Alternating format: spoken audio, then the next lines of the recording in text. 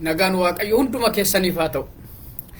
Sagantaan kun sagantaa ifa Kiristoos Bible Institute yommuu ta'u, torbanoota yookiin immoo torbanoota 8 darban irratti barnoota adda addaa waliin barachuudhaan jalqabuu keenya waliin barachaa turuun keenya ni yaadatama.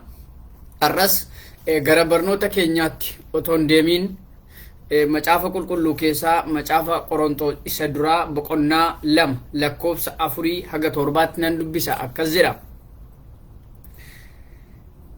dubbiin afaan koo lallabni koos humnii fi afurri Waaqayyoo akkana keessa jiru agarsiise malee dubbii ogummaa namaa keessaan ba'een amansiise miti.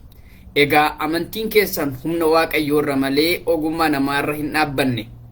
Haa ta'uyyuu malee ogummaa bara si'anaa yookiin ogummaa warra biyya lafaa kana seerratanii ofiis golgola'uuf jiranii yoo ta'uudhaa baate iyyuu warra bilchaatan keessatti immoo dubbii ogummaa ni dubbanna. Nuyi dubbii dhoksaa Waaqayyoo isa hin beekamin ture sana dubbanna. Waaqayyo ulfina isaa irraa akka hirmaannuuf uumamu biyya lafaa dura ogummaa sana yaadee qopheessee jedha. Ameen.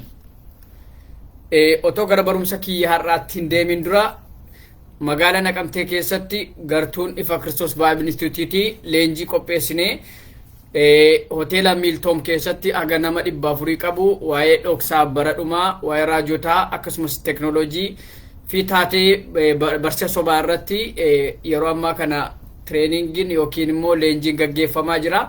Kanaaf torbanoota darban keessa torbee darbe keessa kan eegalame facaasaa yookiin immoo kibxata dhufu sa'aatii 10 irraa qabee waan itti fufuuf akka irratti hirmaattan jenna. Keessummootii warreen akka Gammee, Amaanu'eel, Guutuu hundi isaanii barsiisu waan ta'eef irratti hirmaadhaa jennee waamicha lammataa yookiin immoo irra deebinee isinii dabarsina. Torbee darbe keessatti waa'ee beekumsaaf madda isaa ilaaluun keenya ni yaadatama.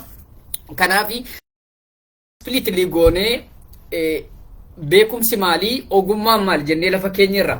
Kanaaf jechi beekumsa jedhu beekumsa jechuun waa qorachuu, waa hubachuu jecha Giriikii ginoosis yookiin immoo epignosis jedhu irraa kan dhufe yoo ta'u waa adda baasuu qorachuu bira ga'uudha jenneerra. Ogummaan garuu falaasama sammuu keessaa maddu yoo ta'u, kanaaf jecha keessumaa jecha Giriikii Soofiyaa jedhu irraa kan dhufe yommuu ta'u, kunis immoo hariiroo dhugaa lama gidduu jiru beekuu, dhugaawwan waliin madaaluu fi it is a proper utilization of knowledge jenneerra. Ogummaan beekumsa qaban sirriitti fayyadamuuf bu'uura jenneerra. Kanaaf ogummaan fageessa yaadaa, beekumsi garuu miilla jalatti yaada jennee irra caalaa beekumsi waan har'aa namaaf laatan yookiin immoo waan nyaatan namaaf laata, ogummaan garuu lafa qotatan namaaf laata jennee dubbannee turre. Kanaaf ogummaan hundi falaasamadha. Falaasamni hundi garuu ogummaa miti jenne. Namni falaasama dhiyeessuu danda'a, garuu hundi kun ogummaa miti. Ogummaan hundi garuu falaasama sammuu keessaa ba'edha. Kanaaf ogummaan maddi ishee Waaqadha. Sababni isaa kan sammuu namaa keessa kaa'u Waaqayyo jennee lafa keenyee turre. Kanaaf waa'ee macaafa qulqulluu keessatti beekumsi kan inni jalqabe macaafa uumama boqonnaa 2 lakkoofsa 9 irratti waa'ee muka beekumsaa fi kakuu haaraa keessatti immoo Luqaas 1 beekumsa fayyinaaf kan jedhu irraa eegalee macaafota majority of macaafota kakuu haaraaf kakuu moofaa 66 keessatti bakka hedduutti waa'een kana akka lafa taa'e, waa'een beekumsaa, waa'een ogummaa akka lafa taa'e keenyerra. Har'a garuu wanti nuti ilaallu waa'ee madda beekumsaa ilaalla. Addunyaa kana keessatti jiruu dhala namaa keessatti waa'een beekumsaa baay'ee murteessaadha. Keessumaa namni guyyaa guyyaadhaan taatee jireenya isaa keessa ta'u keessatti namni tokko barumsa yeroo baratu yookiin yeroo beekumsa argatu ni argina. Namni kamiyyuu barachuuf fedhiin qabu yoo ta'e illee dirqama barata. Sababni isaa umuriin keessa darbee waa barachuuf isa dirqamsiisa. Because kaleessa har'a miti har'as bor miti. Jijjiiramni kaleessarraa har'a wanti ta'e taateen tokko ta'u namichi sun akka inni waan haaraa baratu godha. Kanaaf sababni isaa kaleessiif har'i mataan isaayyuu garaagarummaa guddaa qaba. Kan kaleessan argine kan kaleessan dhageenya dhalli namaa har'a dhagaa har'an arga. Kanaaf nam hin baradhu hin beekus yoo jedhellee jechuu danda'a garuu dirqama jireenyi mataan isaayyuu barumsadha. Because yesterday, today, tomorrow are totally they are in contrary each other. They are totally not the same, not similar. Kanaaf namni tokko wanta kaleessan dhageenya irra dhagaa. Kanaaf beekumsi jiru beekumsi bakka lamarraa argamuu danda'a. Tokkoffaa beekumsi namarraa argamuu danda'a. Beekumsi namarraa argamu kun beekumsa ogummaa namaarra dhaabbatudha. This is knowledge that will be gained or that will be gained from human beings. It's an fleshly thing.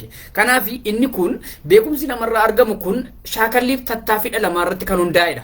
Kanaaf kun immoo sammuu dhaloota namni qabu yookiin immoo sammuu dhaloota namaatiin kan gaggeeffamu yommuu ta'u haala itti fayyadamu akkaataa itti fayyadamu wantoonni namaa mijachuu dhiisuu isaaniirraa kan ka'e malee namni hundumtuu beekumsa kan argachuuf sammuu wal qixxee qaba. Kanaaf beekumsi kun ayyaana waaqayyoorraa dhufa otoo hin taane beekumsi akkas namarraa argamu kun tattaaffiif yaaliirraa dhufa. Kana jechuun beekumsi kun beekumsa miirarra dhaabbatedha jechuudha. Kanaaf karaa foonii kan argamu hundumtuu beekumsi kun beekumsa miiraati jechuudha. Kanaaf beekumsa namarraa argamu kun kan inni argamu it is an with sense organ. Kanaaf dhalli namaa qaamota miiraa shananiin beekumsa argamuu danda'a. Ija keenyaan wanni nuyi arginu adii gurraacha diimaa jennee wanni arginu mataansaa beekumsa. Gurra keenya wanti nuyi dhageenyu sagalee nuyi dhageenyu faarfannaa dubbii nuti dhageenyu gadda gammachuu nuyi dhageenyu hundisaa beekumsa. Arrabni keenya wanti nuyi dhamdhamu hadhaawaa kuraawaa jennee kan ittiin dhamdhamu kun mataansaa madda beekumsaati yookiin immoo karaa beekumsatti argannudha. Funyaan keenya foolii tokko urgaa yookiin immoo foolii tokko urgaa miti jedhee kan itti adda baasu inni guddaan funyaan keenyas madda beekumsaati. Inni dhumaa gogaan keenya wanta tokko qaqqabachuu jabaataa laafaa ta'u kan ittiin beeknu gogaan keenyas akka madda beekumsaa yookiin immoo karaa beekumsaa nu ta'a. Kanaaf maddi beekumsaa sammuu otoo hin taane miira namaati. Inni guddaan namni tokko beekaa ta'uudhaaf jalqaba miira qabaachuu qaba. Namni miira hin qabne beekumsa hin qabu. Namni miira hin qabne beekumsa hin qabu. Namni ija, gurra, arraba, funyaaniif gogaa hin qabne beekumsa hin qabu. Sababni isaa primary site for knowledge is by self is sense organs. Sammuun beekumsa hin fidu. Beekumsa jiru yookiin immoo raw materiaalii bakka itti oomishanidha malee sammuun bakka beekumsaa miti. Waan gurri dhagaye, waan ijji arge, waan arrabni keenya funyaan keenya gara sammuutti geesse sammuun keenya process godha malee sammuun beekumsa keenya keessatti gahee guddaa hin qabu. Kanaaf namni miira hin qabne hundumtuu beekumsa hin qabu. Kanaaf sammuu qabaachuu keessatti beekumsa qabaachuu keessatti sammuu qabaachuun gahaa miti. Having mind does not a guarantee for to have knowledge. Kanaaf qaamota miira keenya effectively fayyadamuun dirqama jechuudha. Kanaaf qaamonni miira keenyaa nuuf laataman kun hojii mataa isaanii qabu. Har'a qaamoti miila keenyaa arrabni koo funyaan koo gurri koo wanti natti laatame beekumsa geenii gochuuf yookiin hojii waaqayyoo hojjechuufidha. It is the way for the obtaining the way or the direction how I can get the knowledge is in a discreet way. Kanaaf beekumsi namarraa karaa miira argamu kun karaa shanan kana argamuu fi wantoota icciitii beekumsaaf tattaaffii nuyi goonurraa argama malee ayyaanan barbaachisu. Kanaaf akkas jedha hojii ergamoota 7:22 irratti Museen ogummaa warra Gibxii hundumaa hin barsiifame. ofii isaatis hojiittis dubbittis hojiittis nama danda'a ta'e kun beekumsi ogummaan warra Gibxii kun ogummaa namarraa yookiin foonirraa madde malee waaqayyoorraa miti. Dubbittis hojiittis cimaa ta'e kan inni jedhu Museen beekumsa argatetti fayyadame malee beekumsi Museetti hin fayyadamne. Har'a dhaloota keenya kan inni jaanjessaa jiru beekumsa argannetti fayyadamuu wallaallee yeroo itti beekumsi eejenti taanee beekumsi nutti fayyadamudha. Addunyaan kan isheen kuftee gaafa sammuu dhabde toon taanee gaafa sammuu isheetti dabarfamtee laatamtedha. Har'a jireenya jiraattu keessatti situ sammuutti fayyadama moo sammuu keessatti fayyadama? It is a completely different. Sammuu qabaachuuf sammuutti fayyadamuun adda adda. Dabalataan immoo sammuu namattis fayyadamuu danda'a. Wanta sadii jira. Sammuu qabaachuun jira, sammuun akkumatti taa'u jira. Sammuu qabaatanii albuun ooriin akkumatti namni ittiin fayyadamne du'u jira. Kanaafidha Dr. Miles bakka awwaalchaatti sammuu iddoo awwaalchaatti jedha. Namni sababni isaa namni baay'een otoo ittiin fayyadamiin du'a waan ta'eef. Namoonni tokko garuu sammuu qabu, sammuu isaaniitti immoo sammuutu isaaniitti fayyadama. Ofii sammuutti fayyadamu kan hin beekne hedduudha. Addunyaarra harki lama haga sadiitti garuu sammuu isaaniitti fayyadamu. Kana jechuun sammuun namaa wal caala jechuu miti. Nami garaagarummaan sammuun namaa kan inni wal caalu inni tokko itti fayyadamaa, inni tokko itti fayyadamuu dhiisuudha. Haalonni mijachuu dhiisuu danda'a. Lafee kee keessaa albuun warqiin jiraateef inni tokko lafa isaa keessa albuun warqii jiraateef inni tokko qotatee baafate jechuun inni tokko qotatee baafate jechuu miti.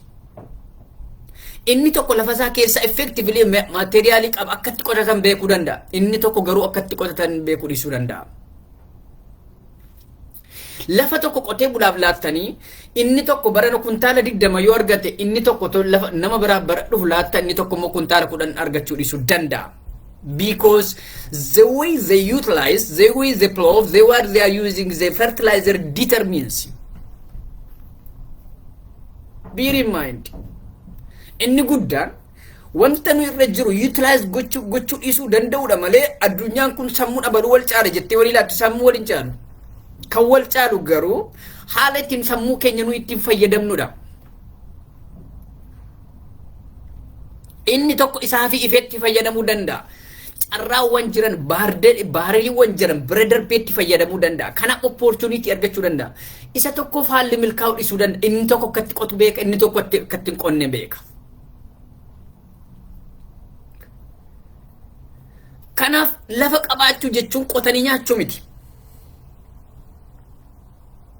Sammuu waliin caalu. Kan wal caalu garuu akkatti fayyadamnudha. Akkatti baafnee mul'ifnu inni tokko baasa, inni tokko hin baasu. Inni tokko milkaa'aa fi isa tokkoof hin milkaa'u.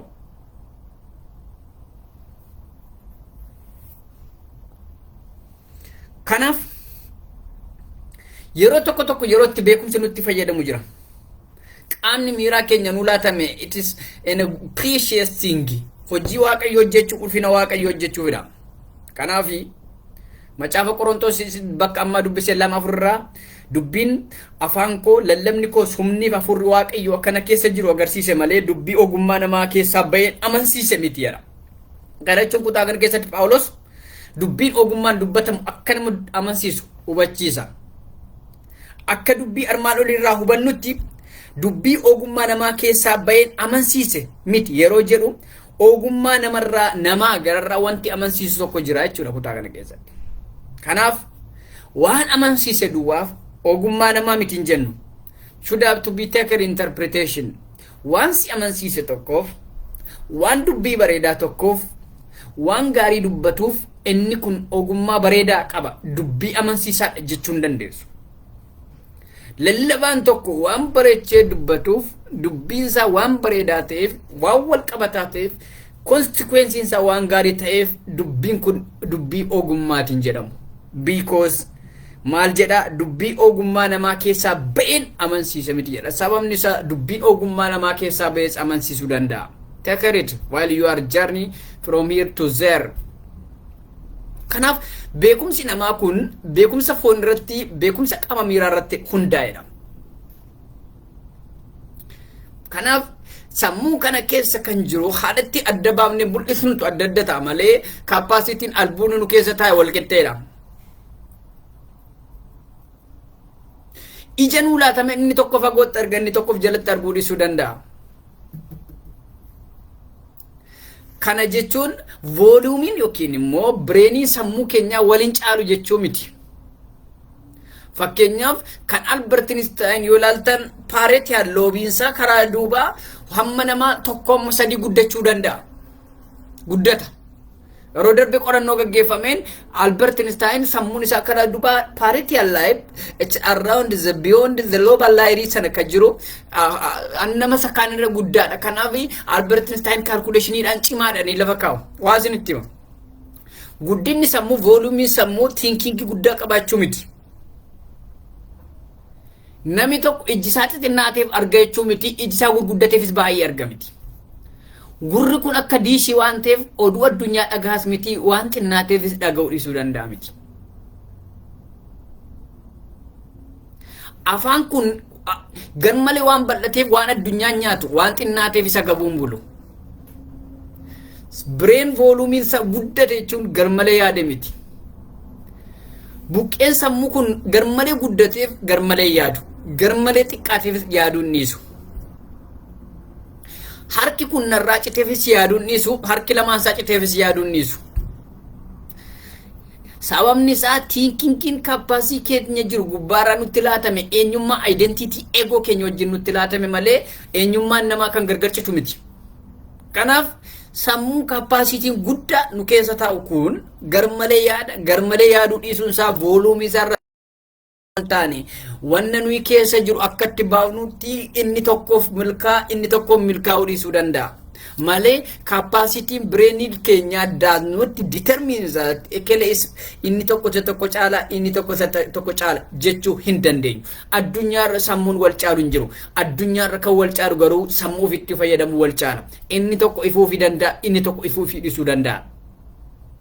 Inni tokko mana isaa keessa midhaan kuntaala 5 kaa'ee beela'uu danda'a, inni tokko immoo kuntaala tokko waggaa tokko jiraachuu danda'a. Haala ittiin ati fayyadamtu, haala ittiin ati baaftee mul'iftudha. Inni lammaffaa beekumsa Waaqayyoo irraati. Beekumsi Waaqayyoo irraa argamu kun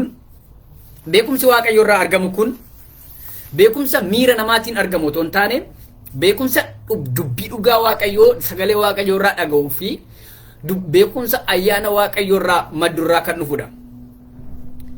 Isaayyaas 54:13 irratti ani ilmaan kee hundumaa nan barsiisa Waaqayyo. Macaafa Qorontos bakka nama dubbise 2:7 irratti nuyi dubbii dhoksaa isa hin beekamin ture sana ni dubbanna. Waaqayyo ulfina isaa akka hirmaannuuf ogummaa sana yaade qopheessedha. Kanaaf beekumsi inni samii Waaqayyo nu laatu kontentii 4 qaba. Tokko, egaa beekumsi kun isa hin beekamin turedha.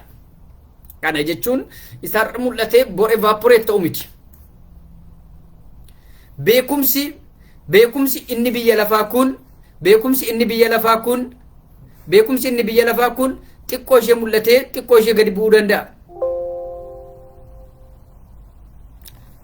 Beekumsi inni lafaa kun xiqqoo ishee mul'atee tokko gadi bu'uu danda'a. Inni sun garuu jalqabee kan mul'atudha. Kanaaf ulfina Waaqayyoo akka hirmaannuuf kan nu gargaarudha lammaffaan. Sadaffaa irratti uumamu biyya lafaa dura kan qophaa'e malee kan yeroo yerootti namaaf laatamu miti.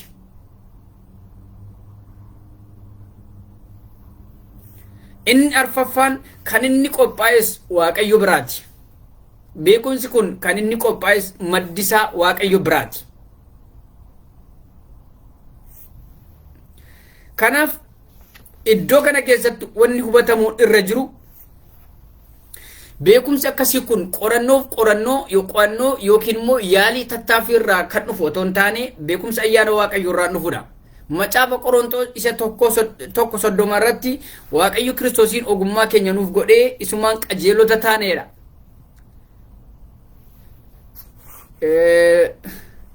ifama sagaleen isaa gadi bu'aa jechaaru sagalee dabalee ture video quality isaa I don't know. Okay, yaada originalaattan eebbifama aga danda'e ol kaaseen dubbadha.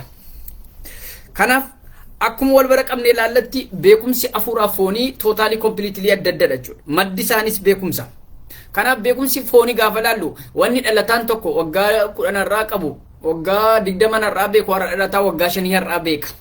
It may be changeable depending on the situation, depending on the technology, depending on the human revolution. Jechuun jijjiirama guyyaa guyyaatti gaggeeffamu jechuun jijjiirama eenyummaa tun taane wantoonni namaaf mijachuu dhiisuu isaanii irraa kan ka'e dhalli namaa jijjiirama.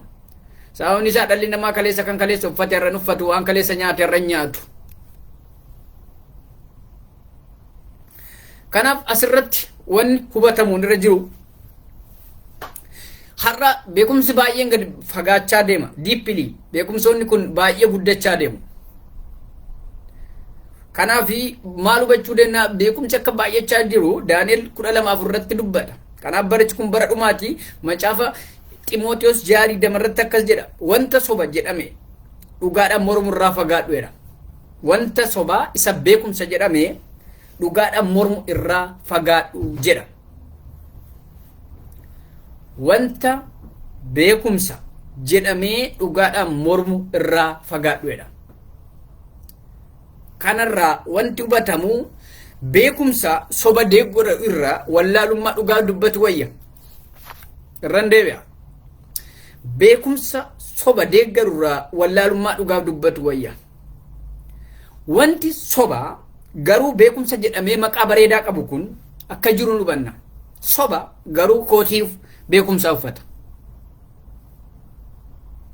Soba tokko yookiin immoo soba garuu beekumsa soba ta'uu isaa kan ifa baase immoo dhugaadhaan mormuu isaati. Dhugaaf sobni guyyaa akka tokko wajjin taa'anii mana shayii dhuganii hin beekani. Waliin isaanii hin beekan waliinis hin deemani. Addunyaa kanarra diinni diina caalu dhugaaf sobadha. Walii galanii hin beekani. Waliinis hariiroo yookiin muummichummaa uumanii qaban somniif dhugaan. Yeroo hundumaa lola yookiin immoo dirree lolaa keessa jiru somniif dhugaan. Kanaaf wanti soba jedhamu kun iddoo kana keessatti soba beekumsa jedhamee dhugaadhaan mormu kun akka jiru laalla. Kanaaf beekumsi soba jedhamee dhugaadhaan mormu kun kootiin isaa beekumsadha garuu keessaa sobadha.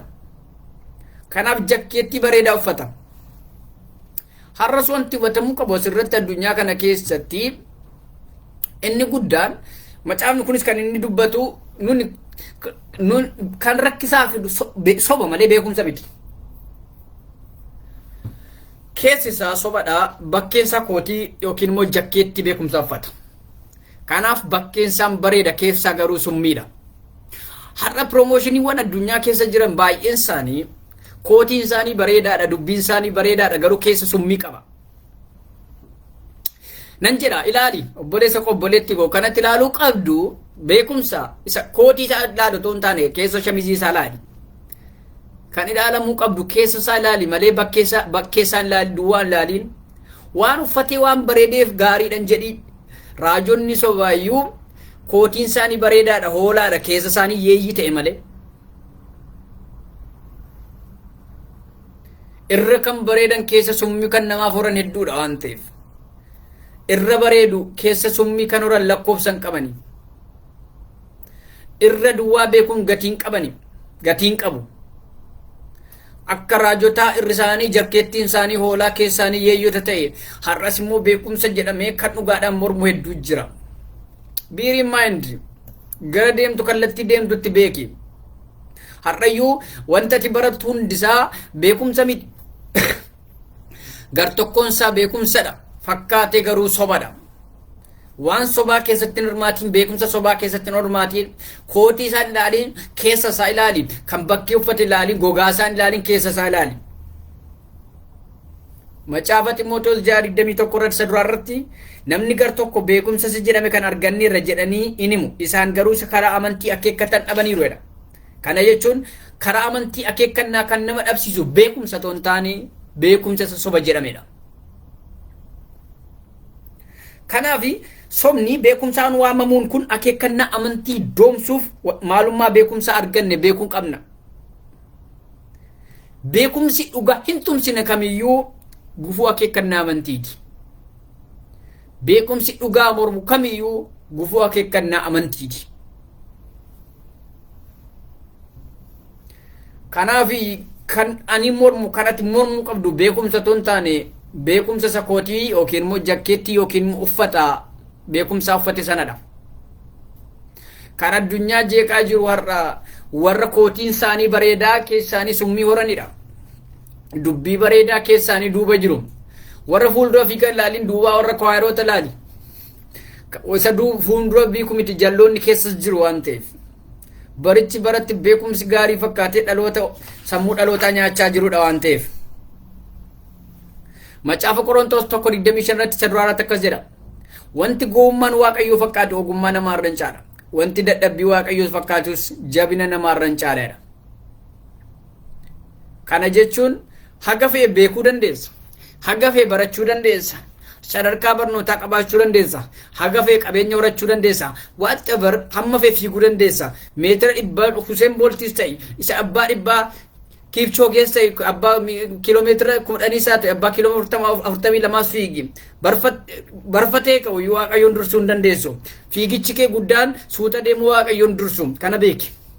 Hammam feekii, hammam guddadhu, hammam bara addunyaan harka siifaa rukuttu, addunyaan maqaa kee adeemtu never Waaqayyoon dursuu hin dandeessu. Ariitiin kee suuta deemu Waaqayyoon caalu. Kanaaf namoonni baay'een gaafa baay'ee baratan, baay'ee guddatan, gaafa waan horatan, waan beekumsa Waaqayyoon steeppii tokko darban fakkaatu. Haga fe'e yoo ta'eyyuu, haga fe'e fiigdeyyuu, haga fe'e baratteyyuu, haga fe'e guddatteyyuu beekumsa Waaqayyo dursuu hin dandeessu. Sababni isaa Waaqayyo gaafa qabeenya isaa lakkaa'u si mataa kee nama koo anatu uume jedhee si lakkaa waan ta'eef. Yeroo tokko namicha mana isaa hojjechiifachuuf garbicha tokkoo fi namicha tokkotu qabeenya qabu. Inni garbichi jedhamu akka yeroo durii sanaatti jechuudha. Inni yookiin mana isaa taa'ee hojjetu. Inni mana isaa taa'ee hojjetu. Yeroo qabeenya isaa horatu ani abbaa koorraa isa na guddise irraa addan baa qabeenya koo jedhee gaafa jaarsa fidatanii lakkaawwachuu barbaadan. Inni sun lakkaachuu jalqabee inni namichichi inni mana isaa taa'achuudha. Harree kana, re'ee kana, jabbii kana, midhaan kana jedhee lakkaate. Abbaan namichichi garuu namichi abbaan qabeenya inni guddaan inni guddisa sun lakkaawwadhu gaafa jedhan tokko nameenya isaatii jedhe. Har'a Waaqayyo kan lakkaawwatu lubbuu keenyadha. Kanaaf Waaqayyoon dursuu hin dandeenyu. Kanaaf inni guddaan addunyaarra namni beekumsaa wal hin caalu. Garuu kan inni wal caalu wantoota hojjechuu dhiisuu keenyadha. Milkaa'uu dhiisuu keenyaan adda ta'uu dandeenya. Mijachuu dhiisuu keenyaan adda. Kanaaf abaluun beekaadha kan jedhamu sadhaata malee dhugaa miti. Is an relative. No one is knowledgeable. Beekaa guutuun hin jiru. Beekaa guutuu Waaqayyo duwwaadha. Qotee bulaa saayintistiin tokko qotee bulaa irra caala jechuu hin dandeessu. Inni daldalu isa qotee bulaa irra caala jechuu hin dandeessu. Everything is relative. Inni qotee bulaa saayintistiin tokko qotee bulaa irra caala jechuu hin dandeessu. Injiinarri tokko ogeessa fayyaa irra caala jechuu hin dandeessu. Sababni isaa hundumtuu lafa bobba'etti beekaadha waan ta'eef. Qotee bulaa tokko asiin keessee saayintistii tokko asiin keessee qortee eenyutu irra beekaadha jettee lafa kaa'uu hin dandeessu. Kanaaf addunyaarra ani nama beekaadha jedhuu hin qabu. Sababni isaa hundumtuu rileetiifi waan ta'eef. Qotee bulaa bira gaafa naqu qotee bulaan akkatti midhaan isaa facaafatu beeka. Akkatti qotee midhaan galfatu beeka. Saayintistiin akkatti waa hojjetatu beeka, akkatti qoratu beeka. Kanaaf qotee bulaa fuudhee iddoo saayintistii yoon kaa'e, saayintistii iddoo qonnaa toon kaa'e lamaan isaanii furuut fuudhiin ta'ani.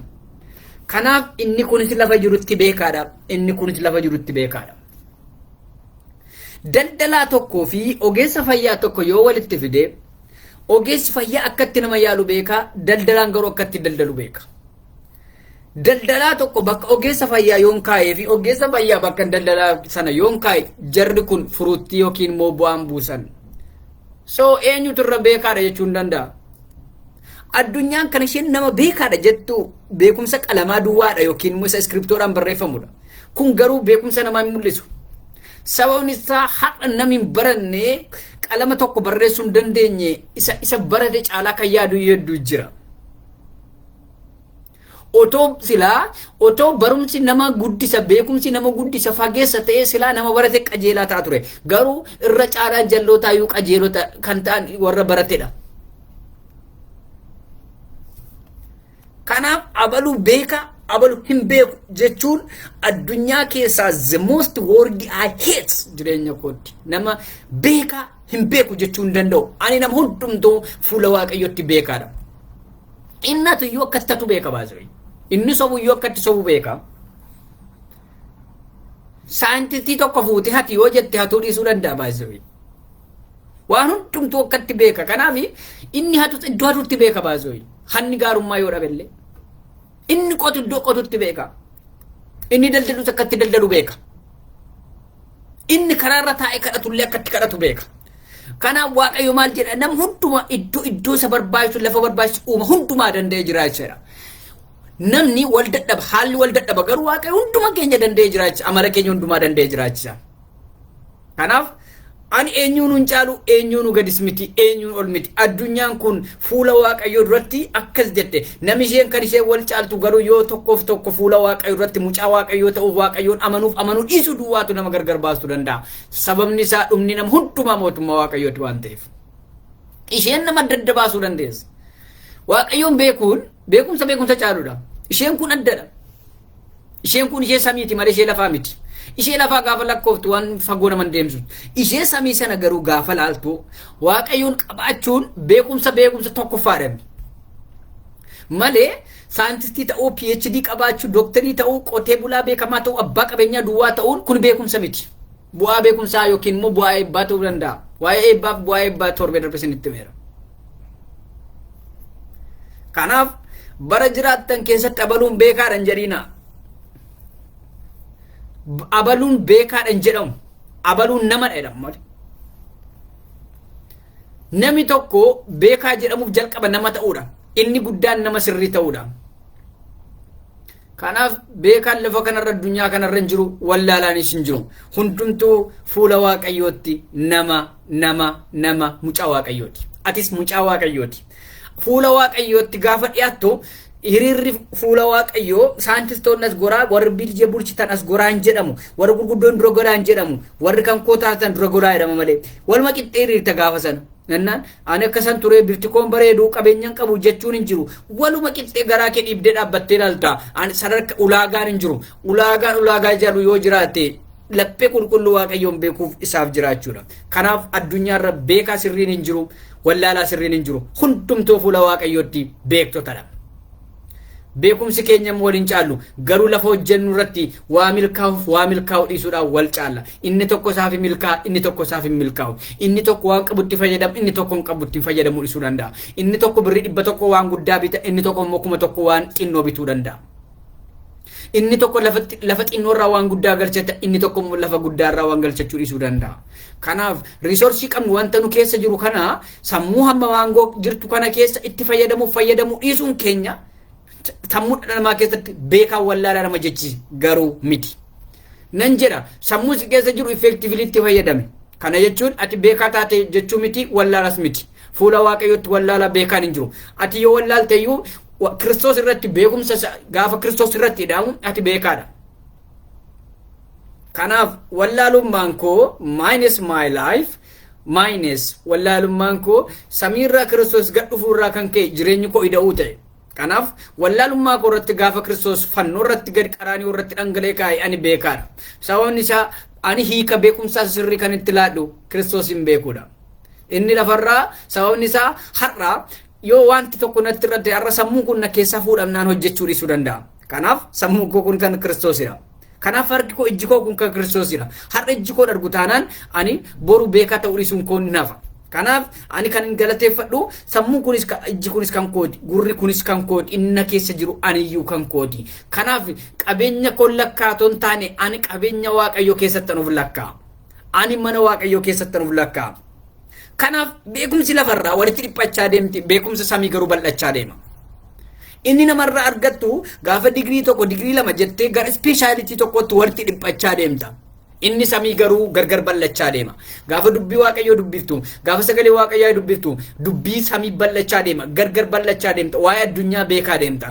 Garuu gaafa samii biyya lafaa dhuftu faallaa kana walitti dhiphachaa deemta. Nan jedha rakkinan qabu isa lafaatiin walitti dhiphadhu, beekumsa lafaatiin dhiphachaa deemi, isa samiitiin garuu walitti dhiphachaa deemi bal'achaa deemi. Akkuma isa lafaatiin guddachaa deemtu isa samiittis guddadhu. Sababni isaa isa lafaatiin digirii eebbifamuu dandeessa, maastersii eebbifamuu dandeessa. Inni kun rakkina qabu lafarratti harka nuur kutama, harka siir kutama. Garuu samii irratti isa caalutu isa namooti bara jalqabaa qabanii biiliyoona tiireenaan lakkaamantu harka siir kutama. Inni kun gonfoo isa caaludha. Kanaaf isa gonfoo isa caalu keessatti sin dhabiin, isa asii lafarraa eebbifamtee samiis eebban dhabiin. Asitti warqii badhaafamtee achi immoo warqiin caalu jira. Kanaaf isa caaluuf dhamayi. Kanaaf isa argatte qabatte dhiisitii samii dorgomi. Inni lafarraa hin darba rakkinan qabu akkuma isa kaanii dhama'ii dharti fudhu.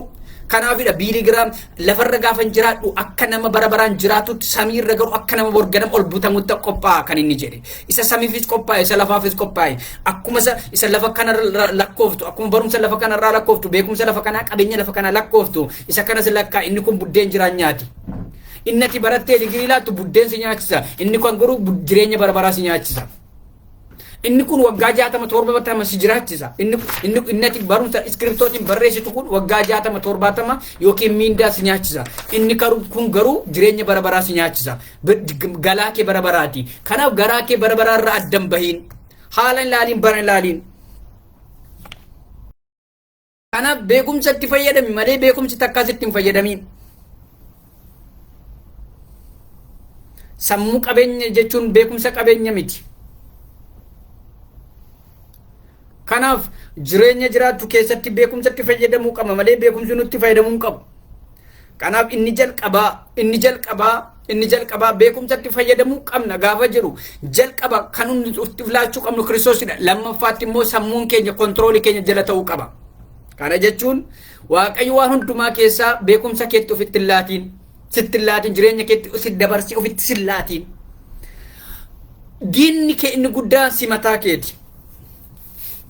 Namni baay'een diina harka namatti qaba, seexanatti qaba, dukkanatti qaba. Rakkinan qabu isaan diina ta'uu danda'a, seexanni diina ta'uu danda'a. Namni immoo gufuu jireenya kee ta'uu danda'a. Garuu kufaatiin inni guddaan diinni mataa kee si mataa keeti.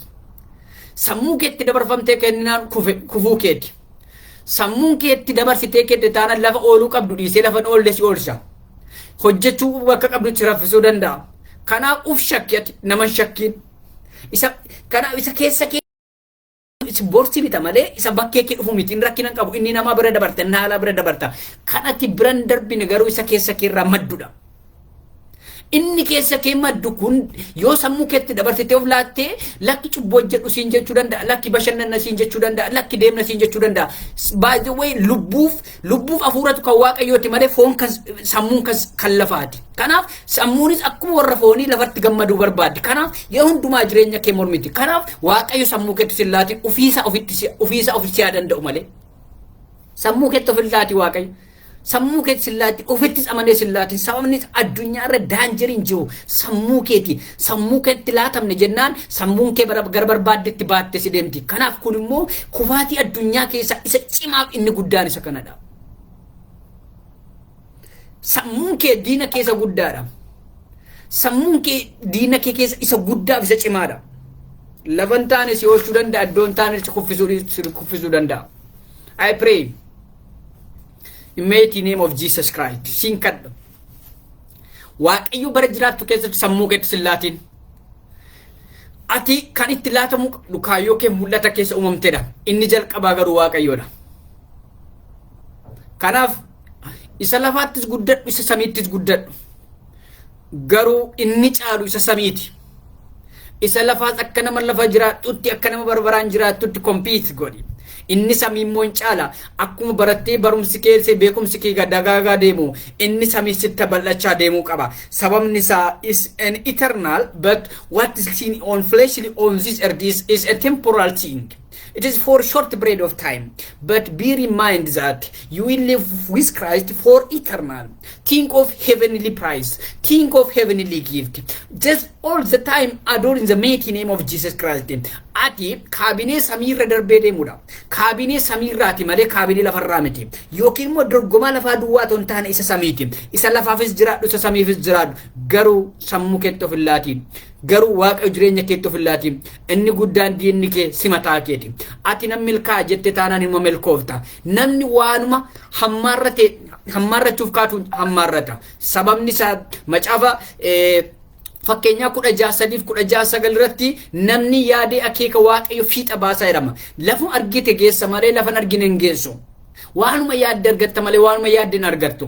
Burcuqqoo tokko taanaan burcuqqoo tokko yaadde taanaan burcuqqoo tokko argatta. Kuntaala 10 jennaan kuntaala 10 argatta. Ganda bushuuf yaadde taanaan ganduma bushita. Addunyaa bushuuf yaadde taanaan addunyaa bulchita. Nama waaqayyo ta'uuf yaadde taanaan nama waaqayyo taata. Waan sammuu kee keessa hin jirre takkaan mul'atu. Kanaaf waanuma si keessa jiru si keessaa bahee mul'ata. Waanuma si keessa jiru si keessaa bahee mul'ata. Har'a nan jedha maqaa Yesuus Kiristoosiin jireenya kee keessatti gaariin tokko bahee mul'atu. Addunyaa bahee mul'adhu dhaloota bahee mul'adhu malee waan dhufee darbee badee mul'attiin jireenya dhufee darbuuf hin mul'atiin isa bara baraan jiraatu dhaloota addunyaaf ta'ee darbi seenaan lafarrattis waaqarrattis bara baraan yaadatamtu galmee jireenya kee irraa haa maddu ati ofii kee miti dhalootaaf waamamte beekumsi kee kunis dhalootaaf ta'uu qaba jireenyi kee dhalootaaf ta'uu qaba ati duuba kee kan jiran dhaloota hedduu jiru isaaniif ifa ta'i ifni Kiristoosis jireenyi Kiristoosis si keessa haa calaqqisu barri kee haa calaqqisu jireenyi kee haa calaqqisu golli kee haa calaqqisu ana miti inni jedhu inni amanee si waame si wajjiniin haa ta'u eebbifama sagantaa barumsa keenyaa irraa finneerra torbee dhufu garuu globalizationii duukaa qabatan warreen akka fiilmii warreen akka kubbaa warreen taateewwan addunyaaf dargaggoota keenyatti gufuuf ta'uu danda'a jedhan fi akkumatti waa'ee jireenya globalizationii fuuldura kana gaggeessina kan jedhu waliin ilaalla baay'ee guddaa isin jaalladha ayyaanni waaqayyoo bara jireenya keessanii haa eebbisu. See you tomorrow, to the coming week. God, heavenly peace, gift, grace be with you. Love you. Maqaa Yesuus Kiristoosiin nagaan naaf tura. Shalom. Nagaa kootu si arga. Mobaatee twanaaf gaadisa. Yaa isa ta'a. Gaala koo yaada keetu sana dabsiisa. Ganamaasi.